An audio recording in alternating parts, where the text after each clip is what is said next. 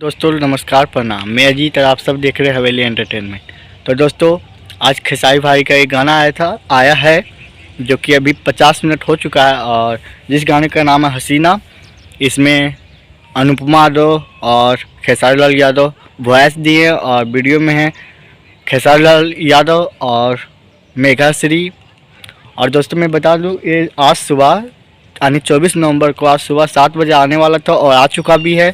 और मैं बता दूं कि अभी 50 मिनट हुआ है और 50 मिनट में करीबन 1,35,000 व्यूज़ हो चुका है और लाइक 51,000 कंप्लीट हो चुका है। स्क्रीन पे आप देख सकते हैं लाइक 51,000 और व्यूज़ 1,35,000। तो दोस्तों इस गाना को ढेर सारा प्यार दीजिए, सपोर्ट कीजिए और सुनिए। और मेरे चैनल पर नए तो चैनल को सब्सक्राइब और वीडियो को लाइक करना ना भूलिए। मिलेंगे नेक्स्ट वीडियो में। और आपको दोस्तों मेरे एक ऑफिशियल का लिंक भी दिया हुआ ऑफिशियल चैनल का, तो उस पर भी जाकर सपोर्ट कीजिए मुझे। जय हिंद, जय भारत, जय भोजपुरी।